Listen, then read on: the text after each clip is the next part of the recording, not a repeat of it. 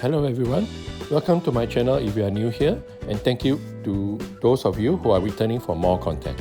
So today I'm going to unbox and review the second bunny figure from Furyu Bicute Bunnies figure lineup based on Kaguya-sama Love is War, my all-time favorite romantic comedy anime. Specifically, we're going to check out Shuchi'in Academy's Student Council Secretary, that is Fujiwara Chika. Previously, we had already looked at the Student Council's Vice President Shinomiya Kaguya, but this video is about her good friend Chika. Let's now unbox this Furyu Bicute Bunny figure of Fujiwara Chika. Just the box art itself has already gotten my hopes up that Furyu has nailed yet another Bishoujo figure creation from its Kaguya-sama Love is War Bicute Bunnies figure lineup. When I first got into the anime, I was admittedly a bit thrown off by how big Chika's eyes were. But now that I've watched the series, I come to understand why Akasaka Sensei drew Chika the way he did. That is, to reflect her energetic, cheeky and bubbly personality. Anyway, let's take a look at the box art now to see what I mean. Based solely on the photo images on show here, Furyu seems to have captured a pose that reflects Chika's high-spirited personality. That's the back info confirming this is indeed a Bicute Bunnies figure collection. So let's open it up and see if the actual Fujiwara Chika figure is as good as the box art has made her out to be. Well, there's a lot of protective bubble wrap in lieu of plastic blisters here, similar to the Shinomiya Kaguya Bicute Bunnies figure I had unboxed previously. If you haven't seen it, I'll provide a link to that video in the description below. Anyway, let's cut open the bubble wrap and get to the bunny figure itself of Fujiwara Chika. Now, most prize figures come either in flimsy plastic blisters or bubble wrap, or even neither. Personally, I prefer bubble wrap as I think they provide the most protection for the figure. Different to the Shinomiya Kaguya Bicute Bunnies figure, Chika seems to have come in 4 parts, with the bunny ears sculpted as separate pieces. First is Chika herself, fully formed in one complete piece, missing only the bunny ears. I'll just lay her on the work mat here. Next, we have the simple round base, which is identical to the one that Shinomiya Kaguya had. And lastly, we have Chika's bunny ears, which this time around comes in 2 separate pieces instead of together like in Kaguya's case.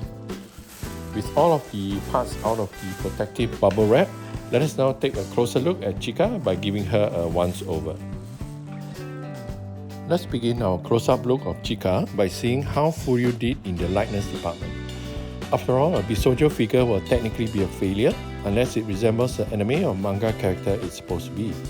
I would say Furyu did an equally good job as what they had done with Kaguya's bunny figure, all the way from Chika's hair color and style, the cute black ribbon bow on her fringe, her big blue eyes and open mouth smile, to the red ribbon bow on a white collar. Chika's white bunny costume easily accommodates her more busty physique too, but it has the same beautiful glossy white finish as Kaguya's outfit. I can also make out some light pink shading on Chika's arms, underarms, elbows, hands, as well as cleavage. And in a pleasant surprise, especially for a prize figure, Chika's hair receives some dark pink shading on the recessed areas, as well as tips of her hair over a predominantly light pink hair. Chika's white bunny costume also has wonderful little sculpted details that shows its tight body hugging nature, be it via tiny creases or an outline of her belly button, hips and buttocks. Her exposed back also has some peak shading on the skin tone, which is largely covered up by her hair when she's standing up. What sets Chika's bunny costume apart from Kaguya's one is that the former's is more filled out due to her well-endowed body. Other than that, it has the same cute bunny tail, the white wrist cuffs with black buttons, the actual white fishnet stockings, which end in the same pair of dark red mid heels, not to mention the black armbands and red ribbon bow on a white collar neck. Meanwhile, Chika's bunny ears come in 2 separate pieces, unlike Kaguya's ones, which both came attached together on a headband. Chika's base is identical to Kaguya's in that they are both simple white round bases, with gold-coloured line design on the circumference and the Bicute Bunnies logo at the center. There aren't many parts to assemble for this Fujiwara Chika Bicute Bunnies figure, so it should be a fairly quick process.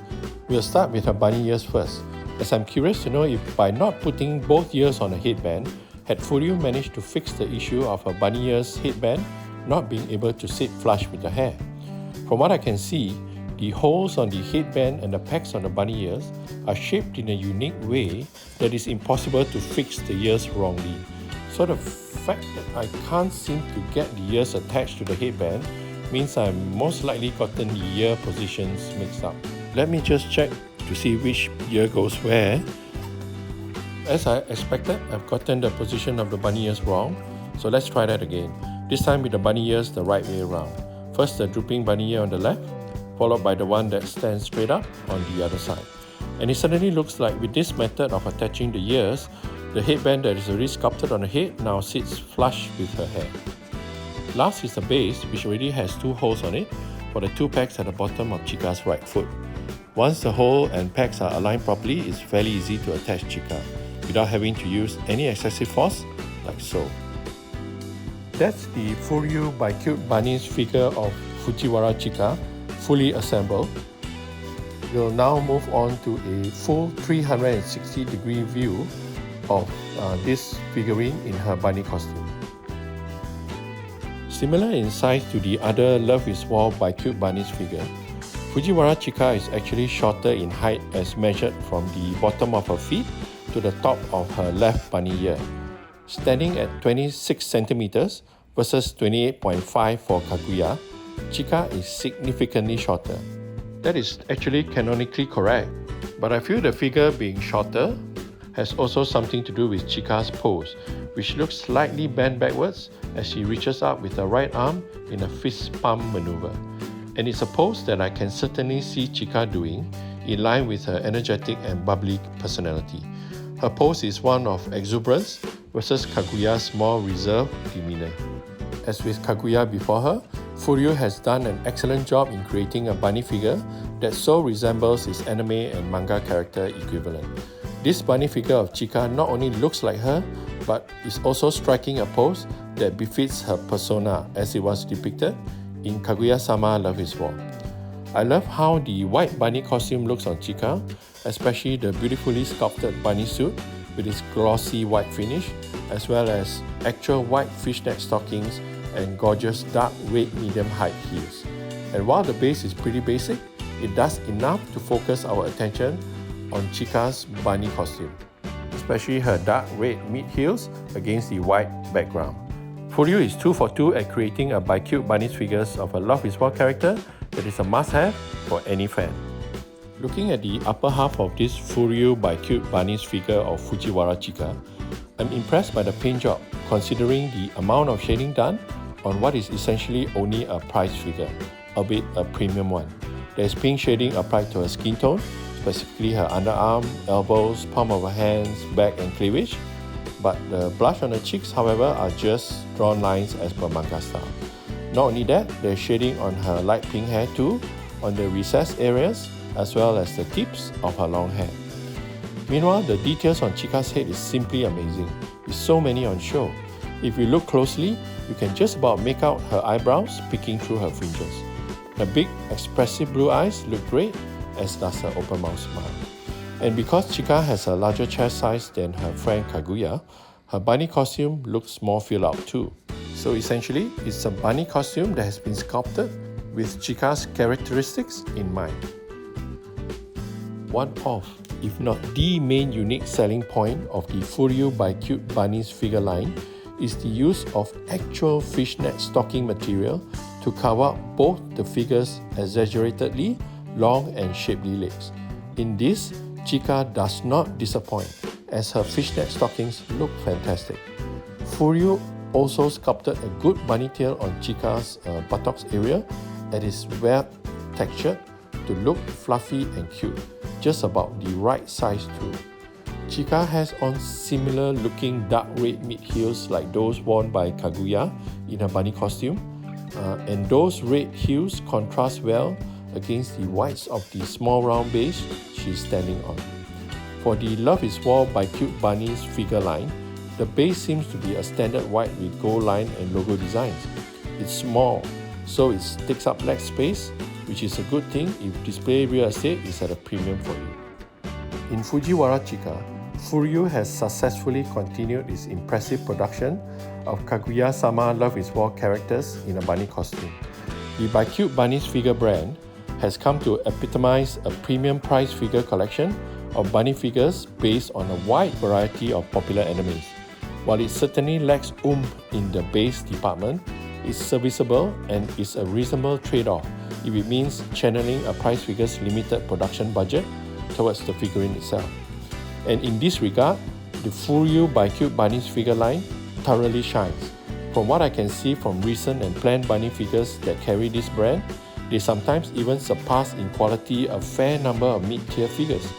So lines are blurring between premium price figures and the more expensive mid-tier ones. In line with this trend, Fujiwara Chika does not disappoint.